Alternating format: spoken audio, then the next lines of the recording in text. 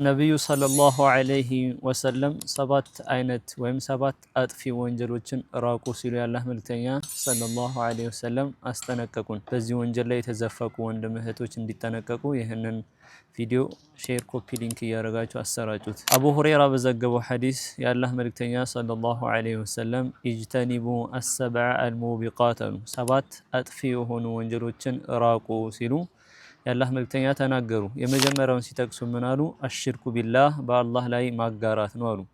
በዚህ ወንጀል ላይ አብዛኛው ሙስሊም ኡማ አላህን እናመልካለን በሚል ሌሎች ጣዖታቶችን በማምለክ ቀብርን የመሳሰሉ ነገራቶችን ሲያመልኩ እንመለከታለን። ስለዚህ ሽርክ የሚባለው ወንጀል አላህ የማይምረው ወንጀል ስለሆነ ከዚህ ወንጀል ሁላችንም መጠንቀቅ ይኖርብናል ማለት ነው። በሁለተኛ ደረጃ የአላህ መልክተኛ ሰለላሁ ዐለይሂ ወሰለም ከአጥፊ ከሆኑ ወንጀሎች የጠቀሱት ሲሕር ነው። ሲሕር በሰዎች ላይ ድግምት መስራት፣ ድግምት ሰሪውም አሰሪውም አንድ ነው፣ በዚህ ወንጀል ላይ ተካፋይ ናቸው። ስለዚህ ሲሕር የሚባለው ነገር አጥፊ ከሆኑ ወንጀሎች ውስጥ ይካተታል ነው። ሰው ሲያልፍለት፣ ሲያገባ፣ የተለያየ ነገራቶች አላህ በሱ ላይ ጸጋዎች ሲውሉበት ያንን ጸጋ ለማስወገድ ጠንቋዮች ጋር፣ ሳሒሮች ጋር በመሄድ ያንን ሰው በሽተኛ የምናደርግበት ሂደት አለ። ይህ ወንጀል በጣም ከባድ ነው። በቤተሰብ ላይ በባልና በሚስት መካከል ላይ ማለያየት ቤተሰብ ራሱ የሚሰራበት ጊዜ ላይ ነው ያለ ነውና ይህ ወንጀል እንደ ቀልድ የታየበት ዘመን ላይ ደርሰናል። ከባድ ወንጀል ነው ብሎ ረሱላህ ሰለላሁ ዐለይሂ ወሰለም ከነገሩ ሁለተኛ ነው። በሶስተኛ ደረጃ ደግሞ የአላህ መልክተኛ ሰለላሁ ዐለይሂ ወሰለም አጥፊ ከሆኑ ወንጀሎች ሲጠቅሱ ምን አሉ?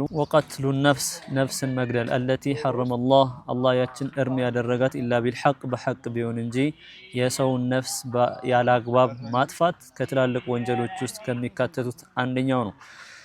ስለዚህ በዚህ ዘመን ሰዎች ነፍስን እንደ ቀልድ የሚያጠፉበት ጊዜ ላይ ደርሰናል ማለት ነው። ስለዚህ የሰውን ነፍስ ማጥፋት ከትላልቅ ወንጀሎች ውስጥ ይካተታል ማለት ነው። ከዚህ ወንጀልም ራሳችንን መጠበቅ ይኖርብናል። ወአክሉ ሪባ ሌላኛው ከትላልቅ ወንጀሎች ውስጥ ሪባን መብላት ወይም ወለድን መብላት ከትላልቅ አጥፊ ከሆኑ ወንጀሎች ውስጥ ይካተታል ማለት ነው። በዚህም ንግድ ላይ ያሉ ሰዎች ከንግድም ውጭ ያሉ ሰዎች እዚህ ወንጀል ላይ ተዘፍቆ እንመለከታቸዋለን። ስለዚህ የወለድን ገንዘብ መብላት ከትላልቅ ወንጀሎች ውስጥ ይካተታል ማለት ነው። የአላህ መልክተኛ ሰለላሁ ዐለይሂ ወሰለም አሁንም ሲጠቅሱ ምን አሉ? ወአክሉ ማለል የቲም የየቲምን ንብረት መብላት ማለት ነው። አባቱ ለአቅመ አዳም ሳይደርስ የሞተበት ወይም ሴት ሆና ለአቅመ ሔዋን ሳትደርስ አባቷ የሞተባት ወይም የሞተበት ልጅ የቲም ይባላል። ስለዚህ የዚህን የየቲም ገንዘብ ያለ አግባብ መብላት ከትላልቅ ወንጀሎች ውስጥ ይካተታል ማለት ነው። ወተወል የውመ ዘሕፍ ብሎ ማለት ሙስሊሞች ጦርነት ካፊሮች አውጆባቸው ጦርነቱ ከተጀመረ በኋላ መሸሽ፣ ይህም ትልቅ ወንጀል ውስጥ ይከተናል ወይም ከትላልቅ ወንጀሎች ውስጥ ይካተታል ማለት ነው። በመጨረሻ ደረጃ ደግሞ ወቀዝፉል ሙሕሰናት